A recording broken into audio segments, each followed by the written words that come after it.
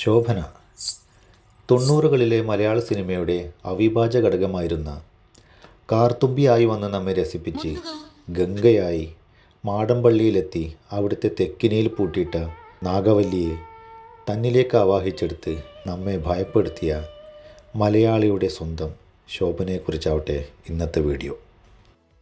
തിരുവനന്തപുരം ജില്ലയിൽ ചന്ദ്രമോഹൻ്റെയും ഭാര്യ അനന്തലക്ഷ്മിയുടെയും മകളായി 1970 മാർച്ച് 21 ശോഭന ചന്ദ്രമോഹൻ എന്ന ശോഭനയുടെ ജനനം.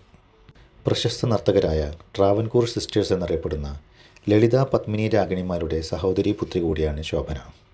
കലാരംഗത്തെ കുടുംബ പാരമ്പര്യമുള്ളതുകൊണ്ട് തന്നെ ചെറുപ്പത്തിൽ തന്നെ നൃത്തത്തോടും അഭിനയത്തോടും വളരെയേറെ താല്പര്യമുള്ളവരായിരുന്നു ശോഭന. പഠനത്തോടൊപ്പം തന്നെ നൃത്തവും അഭ്യസിച്ചിരുന്ന ശോഭന തൻ്റെ സിനിമാ ജീവിതത്തിലെ ഭാവാഭിനയം കൊണ്ടും നൃത്ത ചുവടുകൾ കൊണ്ടും പ്രേക്ഷകരുടെ മനസ്സ് കീഴടക്കാൻ ശോഭനയ്ക്ക് സാധിച്ചു. ശോഭന അഭിനയരംഗത്തേക്ക് കാലുവെക്കുന്നത് 1984 പുറത്തിറങ്ങിയ ബാലചന്ദ്ര മേനോൻ്റെ ഏപ്രിൽ 18 എന്ന ചിത്രത്തിലൂടെയാണ്. അതിനു മുമ്പ് ബാലതാരമായും ചില സിനിമകളിൽ മുഖം കാണിച്ചിട്ടുണ്ട് ശോഭന. 90കളിൽ ശോഭന മലയാള സിനിമയുടെ ഒഴിച്ചുകൂടാൻ പറ്റാത്ത ഘടകമായി മാറിയിരുന്നു. ഇന്നലെ, മിന്നാരം, തേന്മാവിൻ കൊമ്പത്ത്, ഹിറ്റ്ലർ, മേലെപ്പറമ്പിൽ ആൺവീട് എന്നിങ്ങനെ ഒത്തിരി സൂപ്പർ ഹിറ്റ് സിനിമകളിൽ മുൻനിര നായകന്മാരായ മോഹൻലാൽ, മമ്മൂട്ടി, സുരേഷ് ഗോപി എന്നിവരൊപ്പം മലയാളത്തിലും തളപതി, എനക്കുൾ ഒരുവൻ പോലെയുള്ള തമിഴ് സിനിമകളിൽ രജനികാന്ത്, കമൽഹാസൻ പോലെയുള്ള സൂപ്പർ താരങ്ങളുടെ ജോഡിയായും കൂടാതെ ഹിന്ദി, തെലുങ്ക് സിനിമകളിലും മികച്ച അഭിനയം കാഴ്ചവെക്കാൻ ശോഭനയ്ക്ക് സാധിച്ചിട്ടുണ്ട്. 1993 പുറത്തിറങ്ങിയ മണിച്ചിത്രത്താഴ് എന്ന സിനിമ ഇന്ത്യൻ സിനിമയിൽ മൊത്തം തന്നെ ചർച്ചയായ ഒരു ക്ലാസിക് മൂവിയായി ഇന്നും നിലനിൽക്കുന്നു. മോഹൻലാൽ, സുരേഷ് ഗോപി, നെടുമുടി വേണു, ഇന്നസെൻ്റ്, KPSC ലളിത എന്നീ അധികായന്മാർക്കിടയിൽ നിന്നുകൊണ്ട് തൻ്റെ മികച്ച അഭിനയത്തിലൂടെ ഗംഗയെയും അതുപോലെ നാഗവല്ലിയെയും പ്രേക്ഷകരുടെ മനസ്സിൽ എന്നും മായാതെ നിലനിൽക്കുന്ന ഒരു കഥാപാത്രമാക്കി മാറ്റാൻ ശോഭനയ്ക്ക് സാധിച്ചു.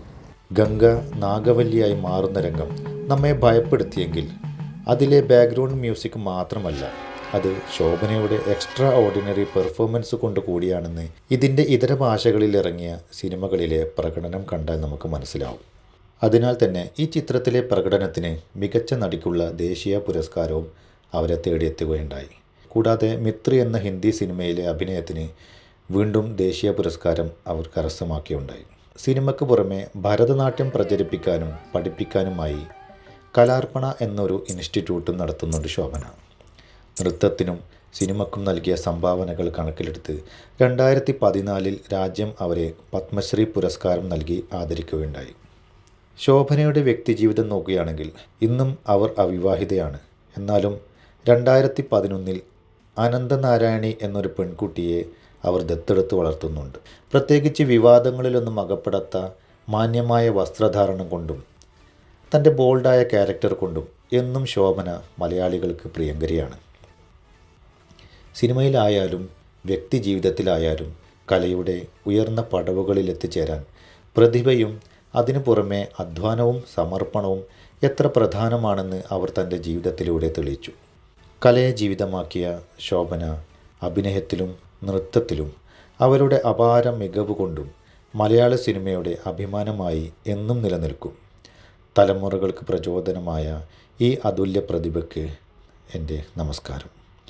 മറ്റൊരു താരത്തിൻ്റെ ജീവിതകഥയുമായി വീണ്ടും കാണുന്നവരെ നന്ദി, നമസ്കാരം.